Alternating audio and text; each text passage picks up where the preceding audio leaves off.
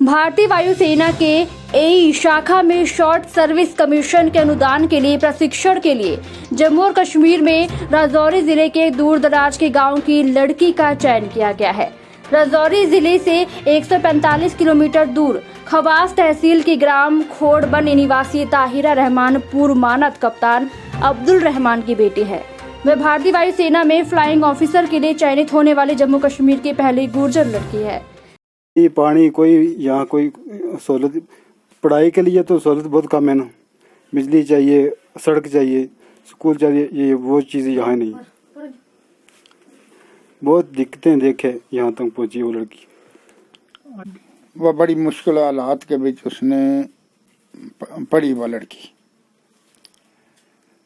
अपनी आप बड़ी खस्ता हाल कीजिए कोई और इस वक्त बहुत खुशी हासिल हो अल्लाह पाक की मेहरबानी में और गवर्नमेंट ने बेहतर सवाब हो।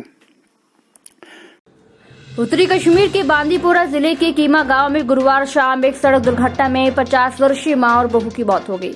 अधिकारियों ने बताया कि कीमा गांव में बांदीपोरा सोपोर मार्ग पर पंजीकरण संख्या JK 15A0199 वाहन ने 2 महिलाओं को टक्कर मार दी और उन्हें गंभीर रूप से घायल कर दिया है। घटना के तुरंत बाद ही घायलों को इलाज के लिए बांदीपोरा में स्थानांतरित कर दिया गया।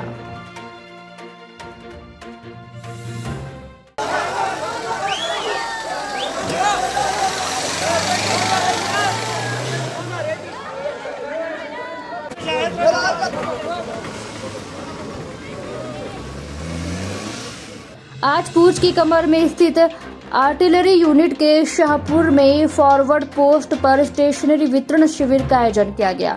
शिविर में पहली से 12वीं तक के कई कक्षाओं के कुल 28 छात्रों ने भाग लिया और उन्हें बच्चे पढ़े देश बढ़े विषय के तहत स्टेशनरी वितरित की गई।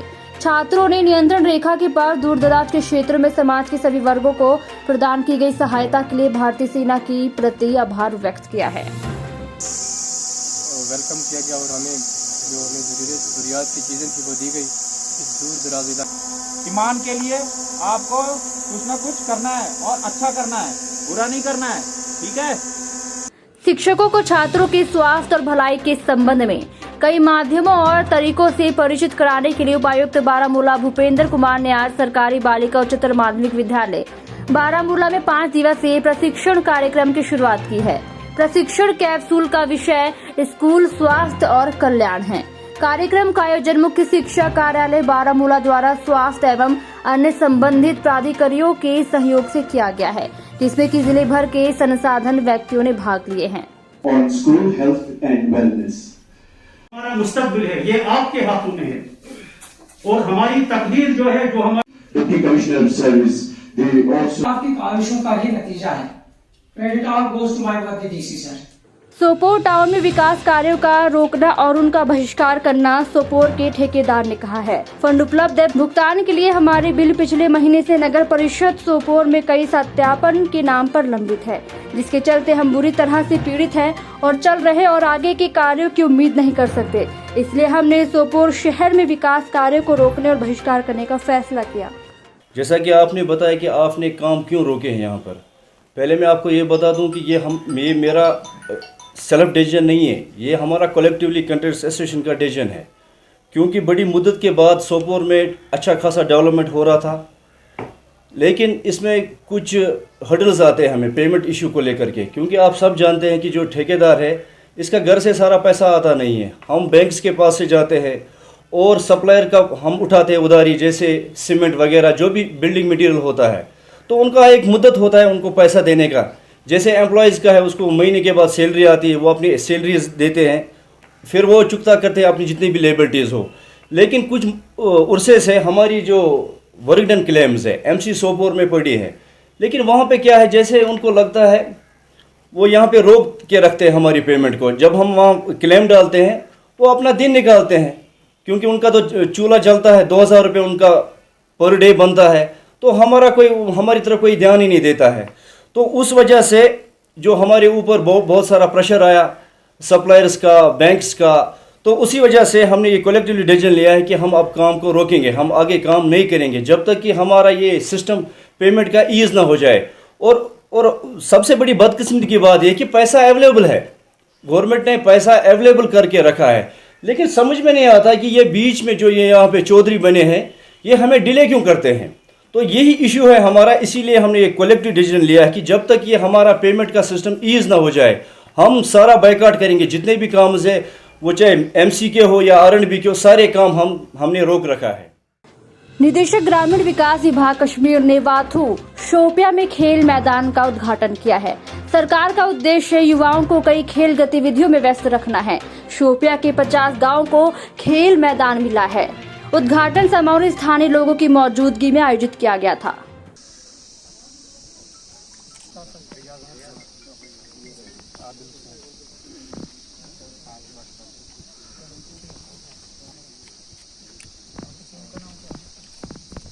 इसमें सबसे बड़ी बात यह है कि हमारा फोकस जो है, गवर्नमेंट का फोकस इस वक्त है कि हर पंचायत हल्के में एक प्ले फील्ड बनना चाहिए ताकि जो यूथ है वो उसके साथ एंगेज हो जाए।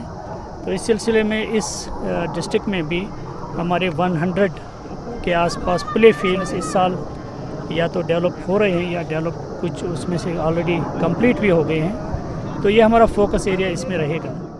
सामा के जगन्नाथ मंदिर में आज प्रधानमंत्री के जन्मदिन के उपलक्ष्य पर बीजेपी द्वारा चलाए गए विशेष अभियान के तहत पौधारोपण किया गया। इस मौके पर उपस्थित पूर्व विधायक एवं मंत्री देवेंद्र कुमार माननियार सहित सामा बीजेपी नेताओं व कार्यकर्ताओं ने मंदिर परिसर में 100 से भी अधिक पौधे लगाए। विश्व के लोकप्रिय नेता और हमारे माननीय प्रधानमंत्री आदरणीय नरेंद्र भाई मोदी जी का जन्मदिन 17 सितंबर को पूरे हिंदुस्तान में मनाया गया, हर्षोल्लास के साथ मनाया गया।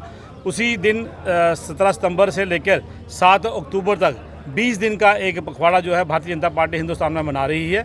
और इस पखवाड़े में अलग अलग तरह के सेवा कार्य हैं, जिसमें गरीबों को अन्न देना, गरीबों को भोजन देना, एनवायरनमेंट के रिलेटेड काम जैसे पौधारोपण, वृक्षारोपण करना, नदियों नालों और दरियाओं की सफाई करना, घाटों की सफाई करना और ब्लड डोनेशन कैंप लगाना, इस तरह के सेवा कार्य जो है लोगों के लिए वो 17 सितंबर से 7 अक्टूबर तक 20 दिन तक किए जाएंगे। आज नगर निगम बिजबेहरा ने डोर टू डोर डस्टबिन बांटे। उन्होंने 2 तरह के डस्टबिन बांटे, नीला सूखे के लिए और हरा गीले के लिए। जब हमने कार्यकारी अधिकारी MC बिजबेहरा से बात की तो उन्होंने कहा कि हम पूरे बिजबेहरा टाउन के लिए कूड़ेदान मुफ्त में वितरित करेंगे। Actually, ये initiative है from MC Bijbehara that now we are moving to scientific lines of collection of segregated waste. हमारा जो प्लान है, एक्शन प्लान है, इसमें हम पहले डस्टबिन डिस्ट्रीब्यूट करेंगे। उसके बाद हमारे जो स्पेशली डिज़ाइनड सेग्रीगेटेड वेस्ट के लिए जो गाड़ियां हैं वो डोर टू डोर जाएंगी और वो वेस्ट कलेक्ट करेंगे। तो इसके रिगार्डिंग मुझे कोऑपरेशन चाहिए यहाँ के लोगों से और एक सस्टेनेबल प्रोसेस होना चाहिए ये, ताकि ये जो वेस्ट है इसमें हमें कोई इशू ना हो। क्योंकि जो हमारा एक्शन प्लान है हमने इसमें 0 कलेक्शन पॉइंट्स रखने हैं थ्रू आउट बिजबेहरा टाउन। और जो हम इस टाइम डिस्ट्रीब्यूशन कर रहे हैं वो जो डस्टबिन्स हैं वो फॉर एवरी हाउस होल्ड है। हर एक हाउस होल्ड के लिए 2 डस्टबिन्स हैं, एक ग्रीन कलर का, दूसरा ब्लू कलर का, एक ड्राई वेस्ट के लिए और एक वेट वेस्ट के लिए।